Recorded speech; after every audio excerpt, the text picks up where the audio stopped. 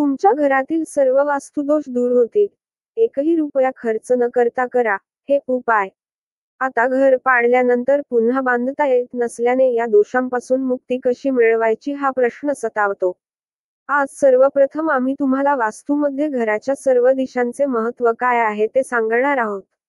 वास्तू दोष घरात नकारात्मक ऊर्जा निर्माण करतात. जेव्हा आपण आपले घर बनवतो तेव्हा खूप प्रयत्न करूनही काहीतरी त्रुटी राहतेच. या त्रुटी वास्तुदोषामुळे निर्माण होतात. या कमतरतेमुळे घरात सकारात्मक ऊर्जेऐवजी नकारात्मक ऊर्जा निर्माण होऊ लागते. आता घर पाडल्यानंतर पुन्हा बांधता येत नसल्याने या दोषांपासून मुक्ती कशी मिळवायची हा प्रश्न सतावतो. आज सर्वप्रथम आम्ही तुम्हाला वास्तूमध्ये घराच्या सर्व दिशांचे महत्त्व काय आहे ते सांगणार आहोत. शरीरातील पंचतत्वांचा वास्तूशी जवळचा संबंध आहे. घराच्या उत्तर पूर्व कोणाला ईशान्य कोपरा म्हणतात, जो जलतत्वाचे प्रतिनिधित्व करतो. उत्तर पश्चिम दिशेला वायव्य कोन म्हणतात, जो हवा तत्वाचे प्रतिनिधित्व करतो.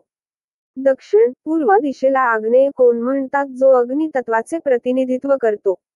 दक्षिण पश्चिम दिशेला नैऋत्य कोन म्हणतात, जो पृथ्वीचे प्रतिनिधित्व करतो.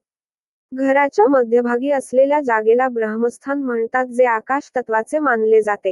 अशा प्रकारे आपले संपूर्ण घर 5 तत्वांनी बनलेले आहे आणि शरीर देखील या 5 तत्वांनी बनलेले आहे. चांगले आणि आनंदी जीवन जगण्यासाठी या सर्व दिशा निर्दोष असणे सर्वात महत्त्वाचे आहे. या दिशांचे दोष दूर करण्यासाठी जाणून घ्या सोपे उपाय. स्वस्तिकशी संबंधित उपाय. वास्तुशास्त्रानुसार घराच्या मुख्य दरवाजावर शिरधर लावून 9 बोटे लांब आणि 9 बोटे रुंद स्वस्तिकाचे चिन्ह बनवा. असे केल्याने आजूबाजूला येणारी नकारात्मक ऊर्जा संपते आणि वास्तुदोषही दूर होतात. प्रत्येक मंगळवारी हा उपाय केल्याने मंगळ ग्रहाशी संबंधित दोषही दूर होतात. किचनमध्ये बल्ब लावा. वास्तुशास्त्रात घराच्या सुख समृद्धीसाठी स्वयंपाकघर खूप खास मानले जाते. स्वयंपाकघरासाठी वास्तूच्या नियमानुसार आग्नेय कोन म्हणजेच आग्नेय दिशा ही सर्वात योग्य जागा मानली जाते. स्वयंपाकघर चुकीच्या ठिकाणी असल्यास अग्निकोनामध्ये बल्ब लावा आणि तो बल्ब दररोज लावा.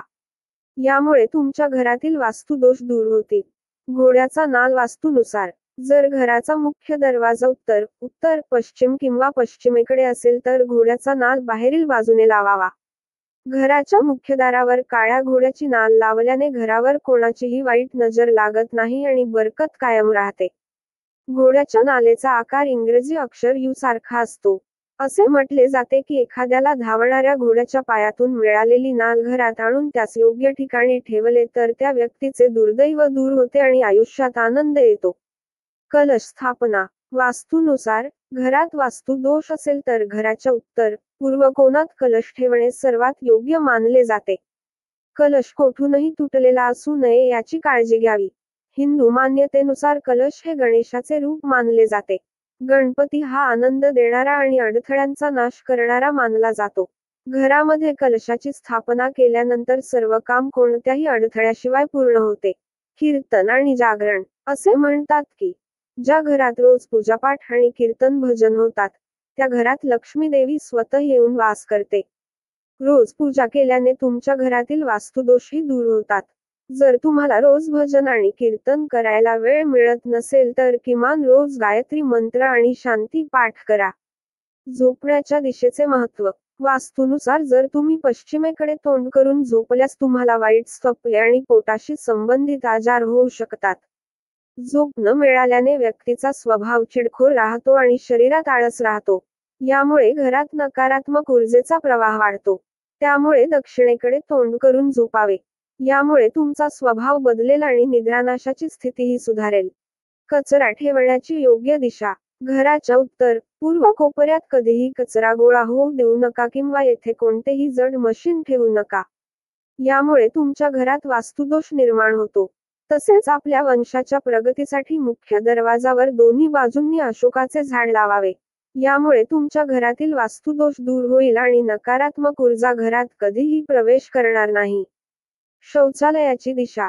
तसं बघायला गेलं तर घरामध्ये शौचालय बांधण्यासाठी दक्षिण पश्चिम ही सर्वात योग्य दिशा मानली जाते.